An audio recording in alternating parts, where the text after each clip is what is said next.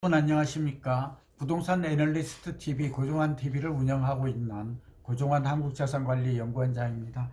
제가 좀 바쁜 관계로 일주일에 한 번밖에 못하는 점을 다소 좀 죄송스럽게 생각하고요. 그러나 이 시간도 제가 상당히 신경을 써서 여러분을 위해서 공사합니다. 저는 그렇게 생각합니다. 그렇게 하고 있는 만큼 여러분께서도 가급적 이 고종환 TV는 빠뜨리지 않고 부동산에 조금이라도 관심 있는 분들은 일주일에 또 시장 변화가 궁금한 분들은 봐주시면 좋을 것 같아요. 저희는 이제 요점 위주로 좀 빠르게 하고 있죠.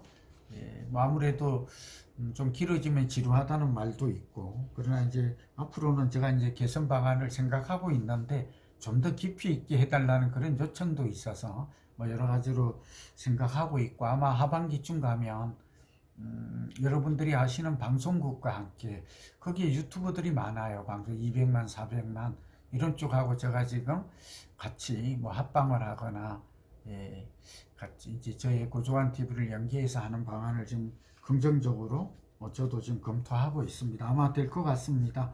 오늘은 크게 두 가지입니다. 제가 일주일에 한 번만 하다 보니까 한 가지 주제만 해도 다루어도 좋겠습니다만 두 가지 주제입니다. 하나는 오늘 그 부동산원 자료가 나왔는데 의미가 있어요. 지난주에는 그 서울 노도강까지 올랐다 이런 소식을 전하지 않았습니까? 근데 오늘은 노도강을 넘어서 이제 경기도도 매매 가격이 7주 만에, 그러니까 47이 28, 그러니까 7개월 만에 이제 상승 전환한다라는 내용이 되겠습니다. 상당히 의미가 있죠. 그런 얘기 하나 전해드리고, 두 번째는 이 철도가 부동산 시장에 미치는 영향력은 크다는 건 알고 계시잖아요. 어느 정도나 될까요? 과거에는 15에서 23인데 최근에는 이 비율이 좀 통계를 보니까 20 내지 30%, 그러니까 굉장히 높아진 것 같아요. 그러니까 철도도 어떤 철도냐에 따라 다르죠. 그리고 뭐 서울에 또 2호선과 7호선과 뭐 8호선 다 영향이 다르듯이 이런 건 아실 거고요. 그러나 어쨌든 철도가 주는 영향력이 집값에 미치는 거죠. 전세값과 집값에 미치는 20 내지 20% 이상이다 하는 점은 상식적으로 알아두시면 좋을 것 같아요. 그래서 별내 서해 사안이 연내 개통을 앞두고 있고, 또 수원 평택선이죠. 이런 것들도 좀 관심 있게 보자 하는 말씀을 준비했습니다. 우선 시장 동향과 관련해서는 한 대여섯 가지인데요. 첫 번째는 서울이 0.09% 한 주간이니까 이렇게 뭐 0.0 뭐 이렇게 나오죠. 이건 알고 계실 테고, 경기도가 0.03% 오르면서 상승 전환했다. 이 부분은 경기도에 거주하고 계시거나 전세 사는 분들이라면 상당히 오늘 저의 이 방송을 주의 깊게 들으셨으면 좋겠습니다. 경기도의 매매 가격 지수가 27주 만이다. 아까 7개월 만이다. 이런 뜻이 되겠고요. 좀 내용을 살펴봤더니 서울은 전반적으로 저가 매물 소진 이후에 9억에서 15억 원 아파트가 많이 거래가 늘었다고 하는 말씀을 지난주에 드렸고, 또 YTN이나 다른 방송을 통해서도 저희 인터뷰가 나간 것으로 알고 있습니다. 한번 보세요. 그리고 25개 자치구 중 성동, 종로, 송파, 용산 이런 쪽의 상승폭이 비교적 컸다. 뭐 특별한 것은 아니지만 예상된 것이지만 그렇게 볼 수 있습니다. 1기 신도시에서는 안양, 동안구, 성남, 분당구 이런 쪽들이 1기 신도시 재건축이죠. 기대감 때문에 올랐습니다. 그러나 지방은 여전히 0.02% 하락하며 하락세를 지속했다라는 겁니다. 그러나 지방 중에서도 대구, 수성, 부산, 해운대 그리고 울산 지역은 이제 좀 상승 흐름이 좀 나타나고 있다. 이런 보고도 같이 있습니다. 전셋값 얘기입니다. 전셋값은 0.04% 오르면서 상승 기간이 55주 연속 상승했습니다.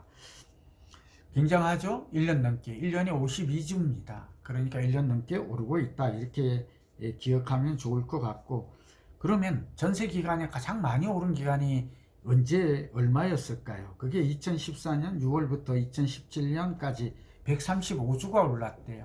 그러니까 약 3년 가까이 오른 것이죠. 굉장하죠. 오늘 굉장히 의미 있는 얘기를 하고 있습니다. 근데 지금 입주 물량이 줄어들고 있어서 2014년에 나타났던 이 최장 기록 현상이 앞으로 나올 가능성이 높습니다. 이거 오늘 꼭 기억하십시오. 그리고 2019년에서부터 2022년까지 134주 상승한 적이 있거든요. 그러니까 뭐 결과적으로 2018년만 좀 입주 물량이 좀 많아져서 잠깐 또 많이 오르다 보면 쉼표가 있잖아요. 숨고르기가 나타났던 것이고, 결국 우리가 알고 있는 바와 같이 2014년 전세 가격이 오르고, 이때부터 집값이 2015년에 본격 올랐잖아요. 오르기 시작해서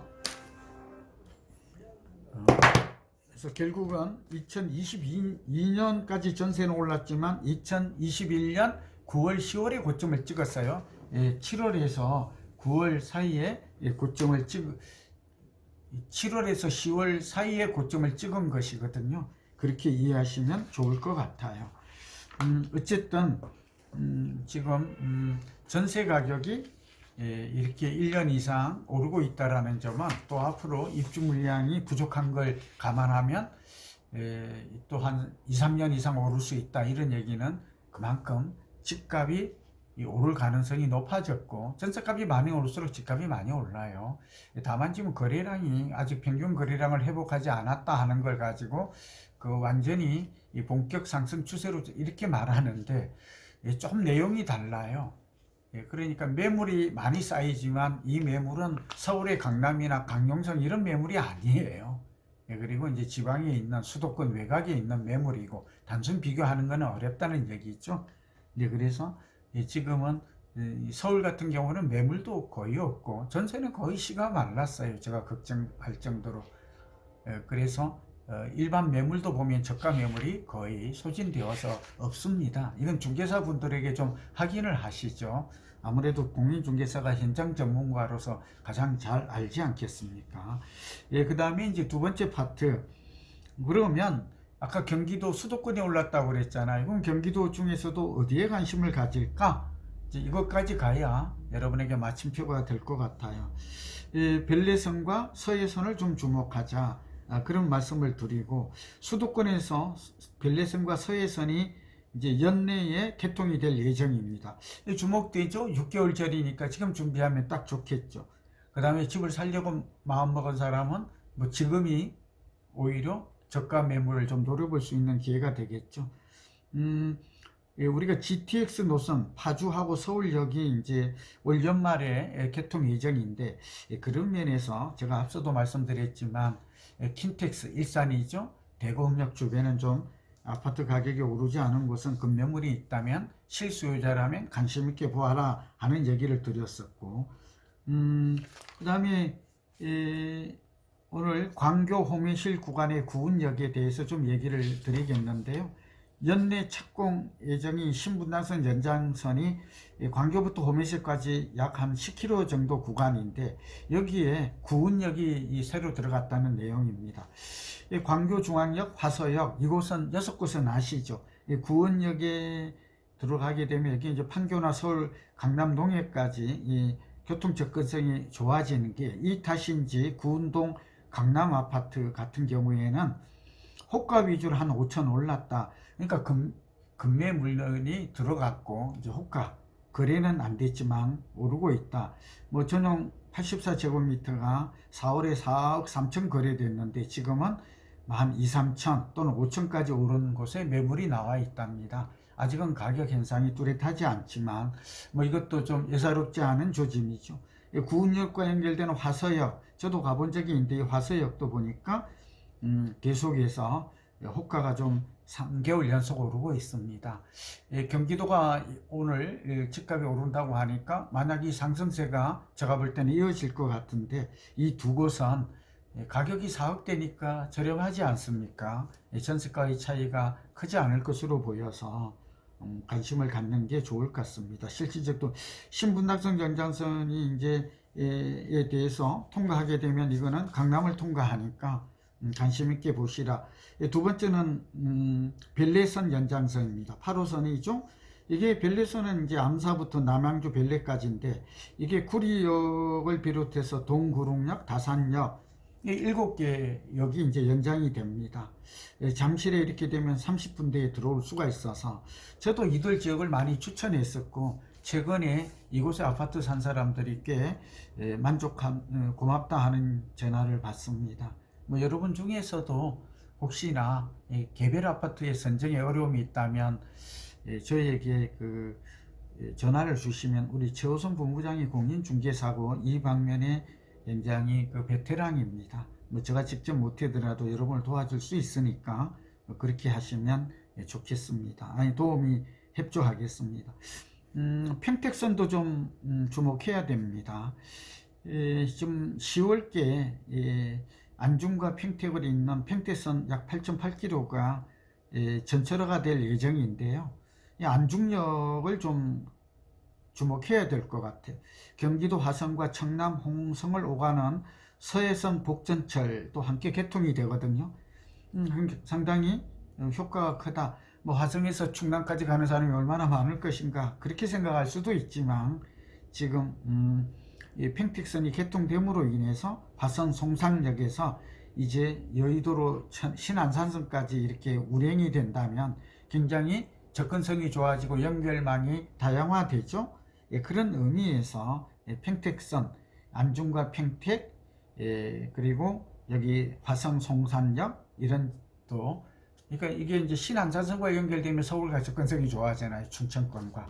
그러니까 이런 쪽에 교통에 대해 변화가 예상된다. 이 주변에 앞으로 분양 아파트도 그렇고 지금 기존의 아파트 중에서 이왕이면 재료가 뚜렷한 교통 호재가 있는 곳을 한다면 적어도 실패하지 않고 상당한 그러니까 교통의 편리성에 대한 주거 편익도 누릴 수 있고 또 전세값과 집값도 오르는 그러니까 일석이조죠. 살기 좋고 살기 좋은 투자 가치와 주거의 편리성도 함께 누릴 수 있다는 말씀을 드립니다. 여러분 경청해 주셔서 고맙습니다. 다음 기회에 뵙겠습니다. 건강하십시오.